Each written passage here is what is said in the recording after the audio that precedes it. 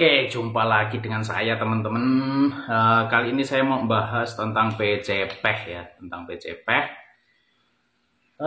Sebenarnya uklik juga sih. Jadi akhir-akhir ini kita sering kali dengar ada kasus seperti ini nih. Sekedar informasi buat pendengar, Meleduk ya, PCP meledak, meledos, meletus, hancur berantakan pecah dan lain sebagainya. karena ngomongnya terlalu Terus besar. Tapi belum sampai ada yang PSI berpendapat, oh kalau produk ini jelek, oh sistem ini jelek, oh banyaklah pokoknya yang berspekulasi ya. Jadi apa sih rata-rata penyebab meledaknya PCP ini ya?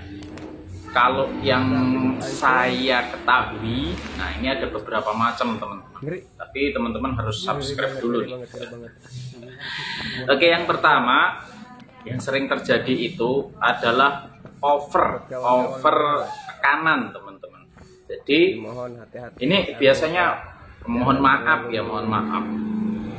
pecinta game ataupun yang suka pasar dan ya yang pengennya itu sekali duar itu di atas 3.000 tenaganya, powernya gede, tapi dia punya tabung tidak tebal. Nah ini biasanya jadi over tekanan teman-teman. Jadi tekanannya itu umpamanya mampunya cuma 2000 diisi 3000, yang meledak tuh dari tekanan teman-teman. Jadi kemampuan unit kan ada batasnya. Misal ini ya, ini tabungnya mampu 3000 PSI aman, tapi chambernya cuma 2700 guys. Jadi kalau ini tanpa regulator, jangan sampai lebih dari 2700. Walhasil kemampuan chamber nggak mampu ya, bisa door. Entah itu dari dratnya, entah itu dari ruangannya, tapi biasanya dari drat ya. Jadi drat yang di sini ini di sambungan antara botol dan box itu punya kekuatannya sangat terbatas. Rata-rata cuma 3 drat ya, 3 sampai 4 drat ya untuk model yang begini yang pakai drat ya. Nah, ini juga jadi salah satu penyebab. Yang kedua drat teman-teman. Drat itu, nah yang pertama kan overpower ya, bukan overpower sih, over tekanan ya. Kemampuannya unit terbatas, tekanan yang diberikan berlebih, meledak akhirnya. Nah ini kasusnya kalau PCP yang model bocap ya, tekanan ada kan, kemarin terbaru bocap meledak, tekanan botol mampu 3000, bahkan 3500 sebenarnya masih terbilang cukup aman ya, tapi safety-nya 3000 guys. Ini work pressure-nya, tekanan kerjanya ini cuma 2000 maksimal 3000, 2900 lah tuh work pressure. Kalau tekanan di uji cobanya itu sampai 4000, jadi 4000 itu belum meledak. Botolnya guys, bukan PCP-nya. Kalau PCP-nya kan berarti semua yang terkait ya. Kalau ini pakai regul, ini dia ada batasannya. Regul ini ya ada safety-nya, misalnya 3500 door. ada yang coplok bagiannya, ada klep pengamannya. Ini 3.500 ya. Ada yang 3.000. Kalau chamber itu maksimal 2.700 itu rata-rata. Nah, yang kedua drat. Nah, drat ini sering terjadi itu produk-produk kita itu produk-produk maaf ya, produk-produk yang biasanya murah meriah. Dratnya itu oblak. Kalau udah tahu dratnya oblak, segera di gerenda aja. Kosongin anginnya, di gerenda atau dibuang aja lah. Pusing kalau drat oblak itu. Jadi sering terjadi antar sambungan unit itu oblak guys, oblak dratnya. Bisa terjadi juga pada bocap, ngeri. Jadi kalau udah oblak itu dia kekuatannya udah nggak ada teman-teman, nggak ada kekuatannya, repot. Daripada mendingan. Jadi yang pertama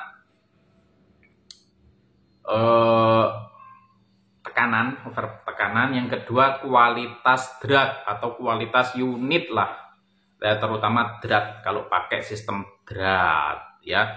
Jadi kalau dratnya ini bagus, jadi gini ya teman-teman ya, ini udah lama saya pakai, udah 10 tahun lebih. Yang lawas belum tentu itu cepat rusak atau jelek. Yang baru belum tentu awet atau lebih bagus dari yang lawas ya.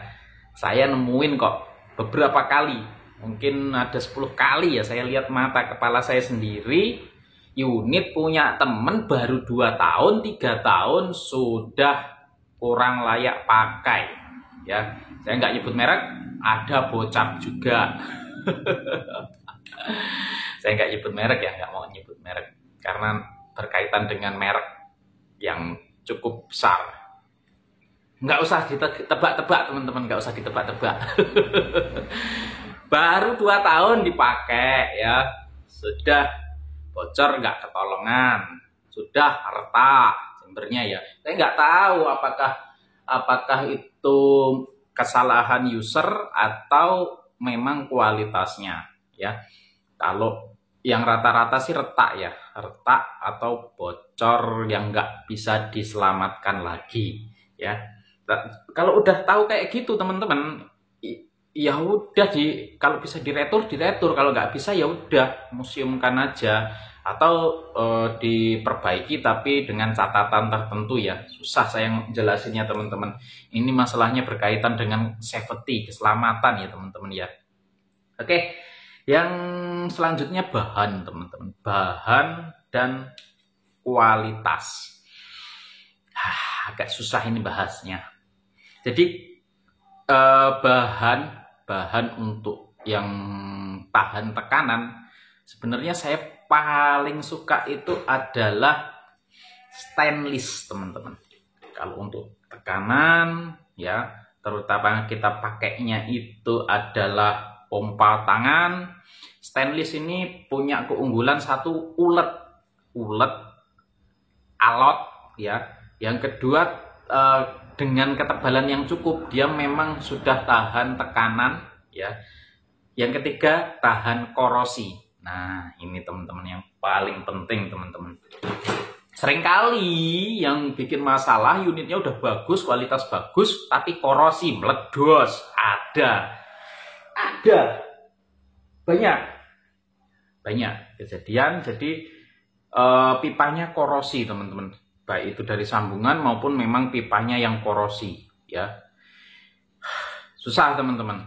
Korosi ini bisa dari pompa, bisa dari kita pas bolang, bisa dari manapun. Korosi itu karaten teman-teman, karaten atau ya kalau dural itu jadi ini teman-teman, jadi bubuk kayak gitu ya. Jadi merpel gitu. Kalau udah bubuk, udah kelihatan merpel itu, lebih baik jangan dipakai lagi teman-teman. Berbahaya.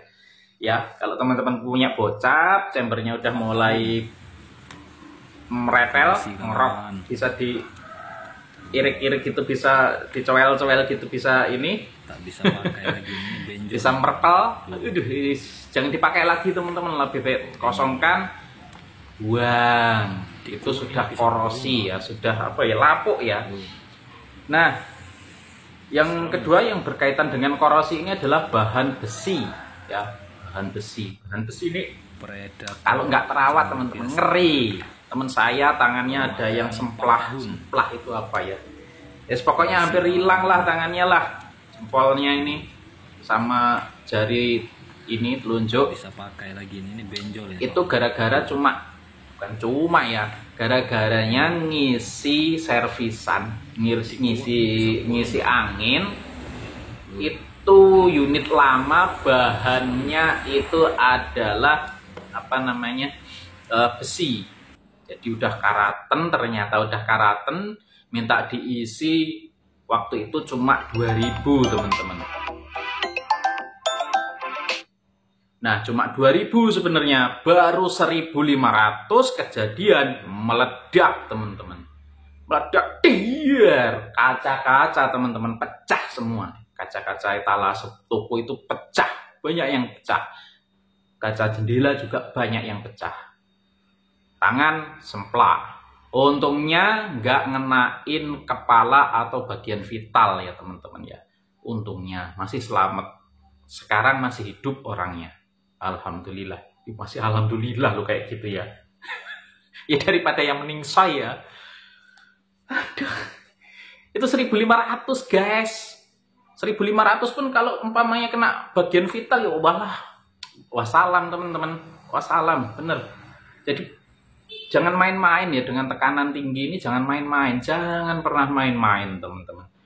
Selalu cek untuk apa namanya, kepresisian produk, kualitas produk, seperti itu ya. Selalu dicek teman-teman, jangan sampai enggak. Kalau teman-teman punya baru beli, cek ketebalannya. Misal bahan dural ya, yang kedua dural nih, yang pertama stainless ya, yang kedua titanium lah, titanium, bahan titanium yang saya suka ya, yang saya unggulkan, titanium ini kuat, tapi kalau dia ketebalannya kurang, dia bisa pecah juga teman-teman. Ya walaupun kuat, dia sifatnya itu kayak baja itu kuat, tapi kalau dia tipis ya gampang patah. Sama dengan titanium, malah bahaya teman-teman. Kalau stainless pecah itu buka gitu aja ya, tapi kalau titanium atau baja, pral, serpihannya itu kalau kenain bahaya teman-teman, berbahaya serpihannya itu ya. Dural, yang ketiga dural. Kalau pecah itu buka gitu ya, jadi sedikit serpihan yang dihasilkan. Susah jelasinnya, ya gitulah pokoknya ya. Jadi kalau kenapa produsen apa namanya, Sengin PCP khususnya ya, itu pada banyak pakai dural ya, dengan ketebalan tertentu ya. Itu karena kalau umpamanya terjadi sesuatu, itu pecahnya itu cuma buka gini teman-teman, dek gitu ya, buka gitu, nggak ada serpihan kecil yang bisa ngenain orang gitu. Jadi ya minim serpihan. Tapi kalau titanium bisa teman-teman. Kalau umpamanya nih ya metamit lah, unitnya jatuh jedek gitu. Kalau titanium bisa pecah jadi banyak banget gitu. Tapi kalau dural paling sempal gitu, jadi grek gitu, bukanya kayak dibelah dan sedikit serpihan itu ya. Tapi dari segi kekuatan, titanium ini nggak ada yang ngalahin teman-teman, dia sekelas dengan baja teman-teman. Jadi yang safety sebenarnya itu adalah stainless dengan ketebalan ya minimal ya 3 mili ya teman-teman ya. Kalau saya bilang, menurut saya pribadi 3 mili minimal, syukur-syukur 3,5 atau 5 mili. berat, ya wes emang resiko berat. Terus yang kedua titanium. Kalau titanium 2,5 mili udah cukup teman-teman. Ya, udah cukup. Yang penting nanti pengerjaannya itu presisi, nggak miring, nggak oblak, aman. Sistemnya mau pakai pantek, mau pakai apa namanya, ini terserah deh, berat ya. Tapi dengan istilahnya pertimbangan dari sang empu masing-masing ya, pembuat masing-masing. Misalkan kuningan mau dibikin pantek, ya tetap dia nggak layak untuk tekanan di atas 2500 teman-teman. Misalnya dengan ketebalan 2 mili, nggak layak teman-teman. Jangan sampai kok terus, oh sistem pantek ini lebih kuat dari sistem drat, jadi saya isi 3000, meledak teman-teman. Kalau nggak tahu kapasitas maksimal tekanan yang dia mampu. Ya, banyak ini kejadian. Jadi mentang-mentang ini sistem pantek, dipikirnya mampu 3000, padahal ketebalan cuma 2 mili ya. Bahannya kuningan atau mungkin ketebalannya 1,5 mili. Di mentang-mentang pantek diisi 6.000 gitu atau 5.000 ya, di atas 3.000 lah. Resiko teman-teman, resiko ditanggung penumpang. Jadi ya kita harus tahu ya teman-teman, yang minimal itu berapa gitu ya. Kalau yang lebih paham sih Mbah Wito, Pak De Wito. Saya sendiri juga lupa. Saya pernah nyimak tapi lupa teman-teman. Ya intinya kalau pengen safety itu minimal, kalau titanium itu 2,5 mili ya. Terus kalau titanium dan stainless itu 2,5 mili teman-teman. Dugal itu kalau bisa 3 mili teman-teman, 3 mili. Ya 2,5 juga bisa, asal memenuhi standar ya teman-teman ya. Standar itu kepresisian, dan nanti untuk tekanannya jangan berlebih itu ya. Jadi sistem nggak ngaruh teman-teman, nggak terlalu ngaruh, mau pantek, mau joglek, mau apa ya.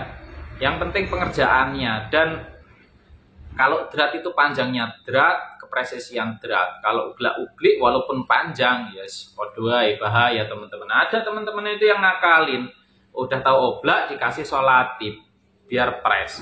Solatip itu kekuatannya seberapa toh? Terus nggak masuk wis. Oke, apalagi ya? Yang jelas, yang selanjutnya kehati-hatian ya, safety. Jadi dengan kita bawa istilahnya barang yang bertekanan tinggi itu, kita harus hati-hati teman-teman. Hati-hati dari hal-hal yang tidak kita inginkan ya. Apapun itu ya, apapun itu. Oke. Semoga bermanfaat. Sampai jumpa untuk video selanjutnya. Dadah.